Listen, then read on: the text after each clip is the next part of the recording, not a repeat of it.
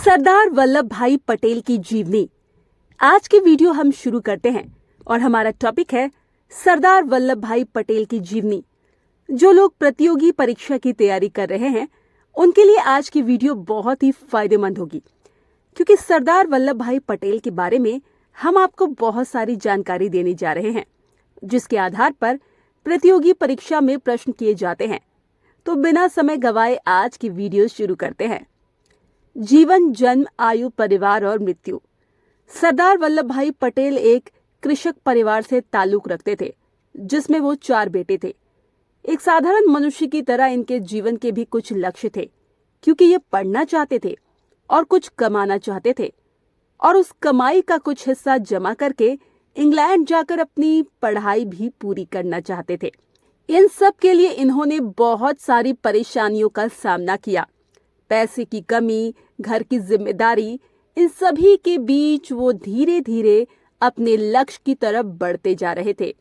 फिर भी इन्हें घर के लोग नकारा समझते थे। उन्हें लगता था वो कुछ नहीं कर सकते। 22 वर्ष की उम्र में मैट्रिक की पढ़ाई पूरी की और कई सालों तक घर वालों से दूर रहकर अपनी वकालत की पढ़ाई पूरी की, जिसके लिए उन्होंने उधार किताबें भी ली थी। इस दौरान इन्होंने नौकरी भी की और परिवार का पालन भी किया।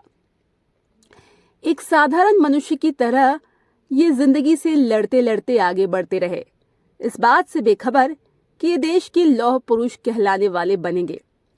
सरदार वल्लभ भाई पटेल के जीवन में एक विशेष घटना घटित हुई, जिससे इनके कर्तव्य निष्ठा का अनुमान लगाया जा सकता है। ये घटना जब की थी जब इनकी पत्नी मुंबई की हॉस्पिटल में एडमिट थी और वो कैंसर से पीड़ित थी। उस समय उनकी पत्नी का देहांत हो गया, जिसके बाद इन्होंने दूसरे विवाह के लिए मना कर दिया और अपने बच्चों को सुखद भविष्य देने के लिए खुद मेहनत में लग गए। इसके बाद इंग्लैंड जाकर इन्होंने 36 महीने की पढ़ाई को 30 महीने में ही पूरा कर लिया। उस वक्त उन्होंने कॉलेज में टॉप भी किया। इसके बाद वापस स्वदेश लौटकर अहमदाबाद में सफल और प्रसिद्ध बैरिस्टर के रूप में इन्होंने काम किया। इंग्लैंड से वापस आए थे, इसीलिए उनकी चाल ढाल बदल चुकी थी। वो सूट बूट, यूरोपियन स्टाइल के कपड़े पहनने लगे थे। इनका सपना था ये बहुत पैसे कमाए और अपने बच्चों को एक अच्छा भविष्य दे, परंतु नियति ने उनका भविष्य अलग ही तय कर रखा था। गांधी जी के विचारों से प्रेरित होकर इन्होंने सामाजिक बुराई के खिलाफ अपनी आवाज उठाई, भाषण के जरिए लोगों को एकत्रित किया। इस प्रकार रुचि न होते हुए भी धीरे धीरे सक्रिय राजनीति का हिस्सा बनते चले गए। स्वतंत्रता संग्राम में सरदार वल्लभ भाई पटेल का योगदान। गुजरात के रहवासी वल्लभ भाई ने सबसे पहले अपने स्थानीय क्षेत्रों में शराब, छुआछूत एवं नारियों के अत्याचार के खिलाफ लड़ाई की। इन्होंने हिंदू मुस्लिम एकता को बनाए रखने की भी कोशिश की। खेड़ा आंदोलन। 1917 में गांधी जी ने वल्लभ भाई पटेल से कहा कि वो खेड़ा के किसानों को एकत्रित करे और उन्हें अंग्रेजों के खिलाफ आवाज उठाने के लिए प्रेरित करे। उन दिनों केवल कृषि ही भारत का सबसे बड़ा आय का स्रोत थी, परंतु वो हमेशा ही प्रकृति पर निर्भर करती आई है।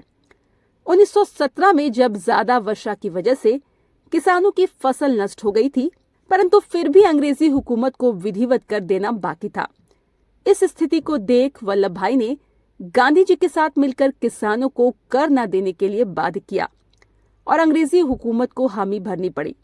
ये सबसे बड़ी और पहली जीत थी, जिसे खेड़ा आंदोलन के नाम से याद किया जाता है। बुलंद आवाज नेता वल्लभ भाई ने बारडोली में सत्याग्रह का नेतृत्व किया। ये सत्याग्रह 1928 में साइमन कमीशन के खिलाफ किया गया था। इसमें सरकार द्वारा बढ़ाए गए कार्य का विरोध किया गया और किसान भाइयों को एक देख ब्रिटिश वायसराय को झुकना पड़ा। इस सत्याग्रह की वजह से पूरे देश में वल्लभ भाई पटेल का नाम प्रसिद्ध हुआ। इस सत्याग्रह के बाद से पटेल को बारडोली के लोग सरदार कहने लगे, जिसके बाद इन्हें सरदार पटेल के नाम से ख्याति मिलने लगी। स्थानीय लड़ाई से देशव्यापी आंदोलन। गांधी जी की अहिंसा की नीति ने इन्हें बहुत ज्यादा प्रभावित किया था, इसीलिए स्वतंत्रता के लिए किए गए आंदोलन जैसे असहयोग आंदोलन, स्वराज आंदोलन, दांडी यात्रा, भारत छोड़ो आंदोलन, इन सभी में सरदार पटेल की अहम भूमिका थी। अंग्रेजों की आंखों में खटकने वाले स्वतंत्रता सेनानी थे सरदार पटेल। 1923 में जब गांधी जी को जेल हुई थी, तब इन्होंने नागपुर में सत्याग्रह आंदोलन का नेतृत्व किया। इन्होंने अंग्रेजी सरकार द्वारा राष्ट्र ध्वज को बंद करने के खिलाफ आवाज उठाई, जिसके लिए अलग अलग प्रांतों से लोगों को इकट्ठा कर मोर्चा निकाला गया। इस मोर्चे की वजह से अंग्रेजी सरकार को झुकना पड़ा और उन्हें कई कैदियों को जेल से रिहा भी करना पड़ा। आजादी से पहले और बाद में अहम पद, इनकी लोकप्रियता बढ़ती ही जा रही थी। इन्होंने लगातार नगर के चुनाव जीते और 1922, 1924 और 1927 में अहमदाबाद के नगर निगम के अध्यक्ष के रूप में चुने गए। 1920 के आसपास में पटेल ने गुजरात कांग्रेस को ज्वाइन किया। इसके बाद वे 1947 तक गुजरात कांग्रेस अध्यक्ष बने रहे। 1932 में इन्हें भारतीय राष्ट्रीय कांग्रेस का अध्यक्ष बनाया गया। इन्हें कांग्रेस में सभी बहुत पसंद करते थे। उस वक्त गांधी जी, नेहरू जी और सरदार पटेल ही नेशनल कांग्रेस के मुख्य बिंदु थे। आजादी के बाद देश के गृह मंत्री और उप प्रधानमंत्री चुने गए। वैसे सरदार पटेल प्रधानमंत्री के प्रथम दावेदार थे। उन्हें कांग्रेस पार्टी के सर्वाधिक वोट मिलने के पूरे आसार थे, लेकिन गांधी जी के कारण उन्होंने स्वयं को इस दौड़ से दूर रखा। पॉलिटिकल करियर, 1917 में बोरसाद में स्पीच के जरिए उन्होंने लोगों को जागृत किया और गांधी जी का स्वराज के लिए उनकी लड़ाई में सहमति पत्र पर हस्ताक्षर करने के लिए प्रेरित भी किया। खेड़ा आंदोलन में अहम भूमिका निभाई और अकाल और प्लेग से ग्रस्त लोगों की सेवा की। बारडोली सत्याग्रह में इन्होंने लोगों को कर न देने के लिए प्रेरित किया और एक बड़ी जीत हासिल की, जहां से इन्हें सरदार की उपाधि मिली। असहयोग आंदोलन में गांधी जी का साथ दिया, पूरे देश में भ्रमण कर लोगों को एकत्र किया और आंदोलन के लिए धनराशि भी एकत्रित की। भारत छोड़ो आंदोलन में भाग लिया और जेल गए। आजादी के बाद देश के गृह मंत्री और उप प्रधानमंत्री बने। इस पद पर रहते हुए इन्होंने राज्यों को देश में मिलाने का कार्य किया, जिससे उन्हें लौह पुरुष की छवि मिली। वल्लभ भाई पटेल की मृत्यु, 1948 में हुई गांधी जी की मृत्यु के बाद पटेल भाई को इस बात का गहरा आघात पहुंचा और उन्हें कुछ महीनों बाद हार्ट अटैक हुआ, जिससे वो उभर नहीं पाए और 15 दिसंबर 1950 को इस दुनिया से चले गए। अब बात करते हैं राष्ट्र सम्मान की। 1991 में भारत रत्न का सम्मान दिया गया। इनके नाम से कई शैक्षणिक संस्थाएं हैं। हवाई अड्डे को भी इनका नाम दिया गया। स्टैचू ऑफ यूनिटी के नाम से सरदार पटेल की 2013 में उनके जन्मदिन पर गुजरात में उनका एक स्मृति स्मारक बनाने की शुरुआत की गई। यह स्मारक भरूच, गुजरात के पास नर्मदा जिले में है। सरदार वल्लभ भाई पटेल के अनमोल वचन, नारे और स्लोगन। कभी कभी मनुष्य की अच्छाई उसके मार्ग में बाधक बन जाती है। कभी कभी क्रोध ही रास्ता दिखाता है। क्रोध ही अन्याय के खिलाफ आवाज उठाने की ताकत भी देता है।